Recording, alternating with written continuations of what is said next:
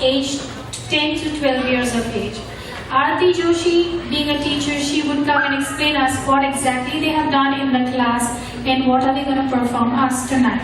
Please welcome Aarti Joshi. Aarti Ji. I think I've done Mahabharat last year, and I impressed upon the kids of the lessons of Gita, and they're going to just perform a little bit skit, just putting Gita in today's context. Hopefully you like it.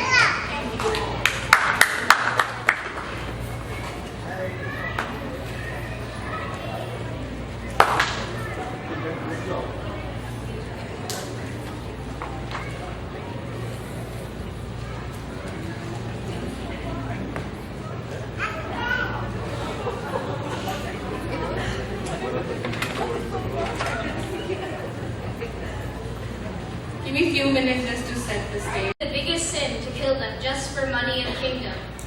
See, this war is not about money or kingdom. It's about what's right and what's wrong. The Kauravas did the wrong things, and it's your duty to make sure that the truth wins. Suppose you're in Kalyug, in Boston, and you know that somebody is a terrorist. Will you cover for them just because they're your own brother? No. Krishna then explained dharma, meaning duty of a person. But Arjuna was too emotional to even listen. Bhagwan, I know it's my dharma, but how can I kill my own brothers? Even if you want to, you can't kill them.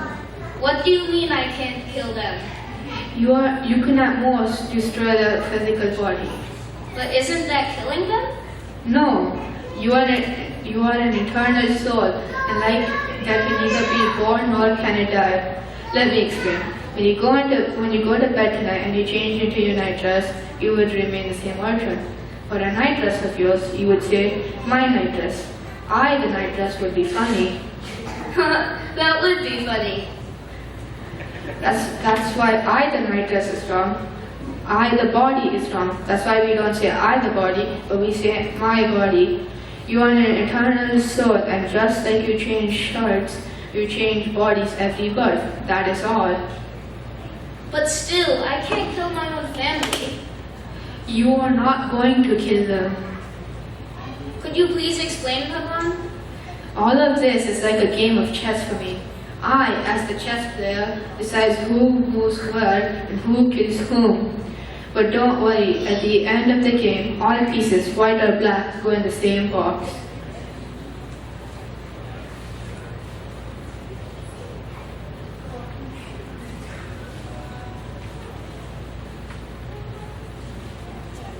Krishna then shows his divine form to Arjuna. Arjuna understands God's true power and is a new man.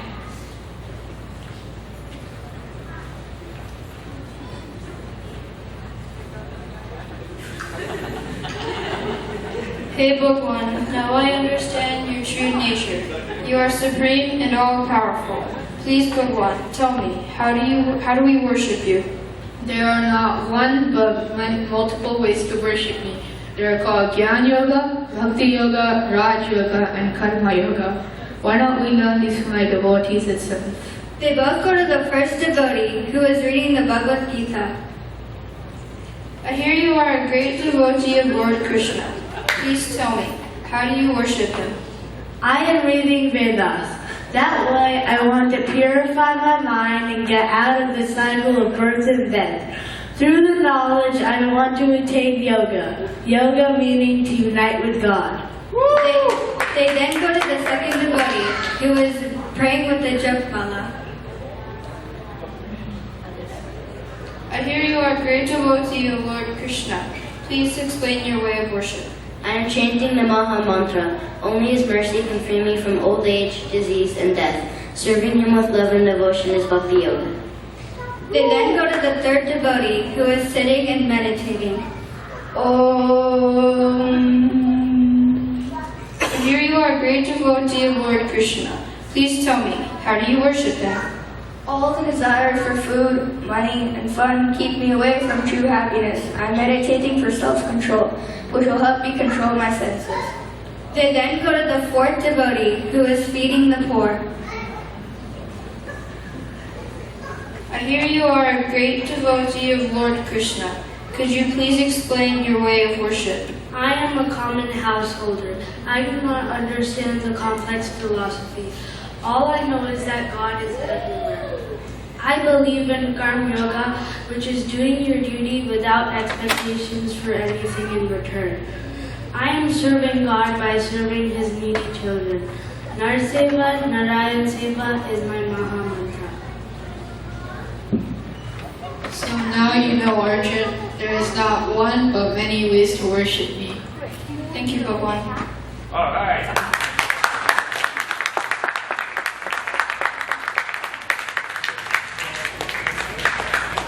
Famous shloka from Gita on Karma Yoga. You have the right to perform your actions, but you are not entitled to the fruits of your actions. Do not let the fruits be the purpose of your actions, and do not get attached to inaction. Dear friends, we would now like to explain this concept of Karma Yoga with the help of a small skit. It features 4 students who have a common goal of getting a good grade on their test. Meet our first student, Prajwal. Oh no, looks like he enjoys eating and sleeping. He is also very religious. He is offering coconut and fruits to the god. Look, look, his mother is telling him something.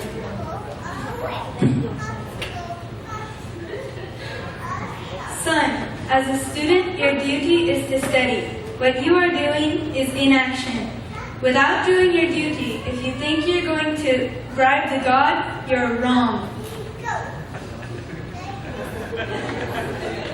Today's examination results. Oh no, looks like our student failed. Look what he is saying to himself. God, I did so much for you, but why didn't you help me? Why, God? Why?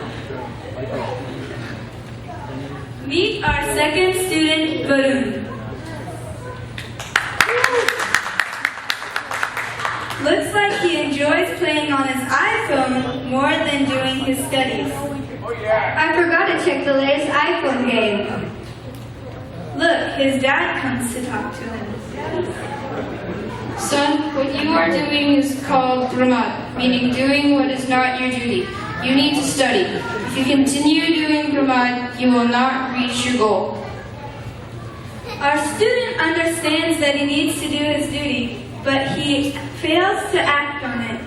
Don't you think this happens with most of us? Today is the examination results. Uh-oh, looks like our student failed. I regret I wasted so much time in Pramad. Had I controlled my impulses to playing games on my iPhone, today would have been a different day.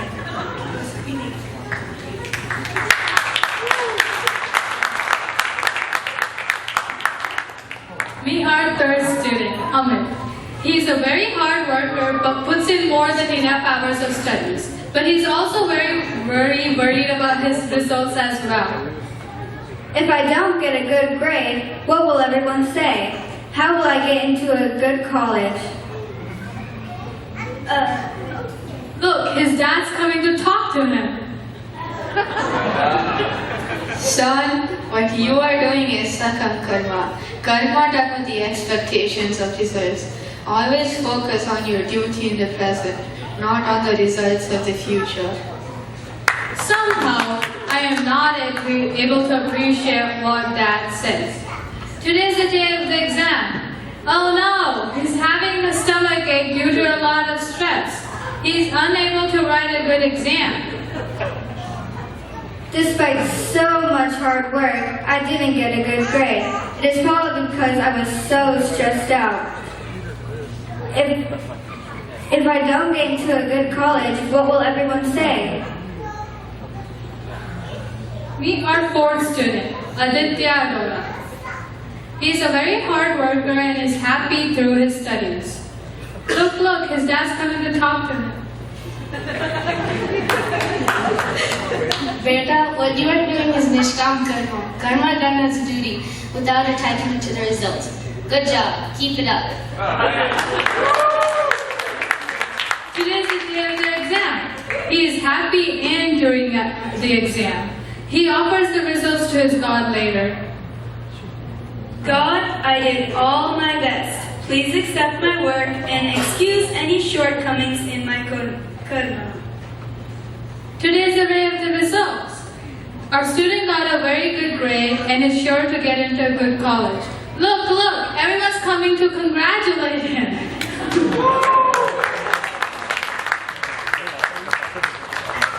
Despite that, his ego is not inflated. He remains humble and he says, "It is God who guided me through my studies." Dear friends and family, I hope you enjoyed our skit. We learned that if we focus on the results, we forget to enjoy the learning part. So let's make a promise today that when we study, we'll focus on learning and not just on how to get an A on our scorecard.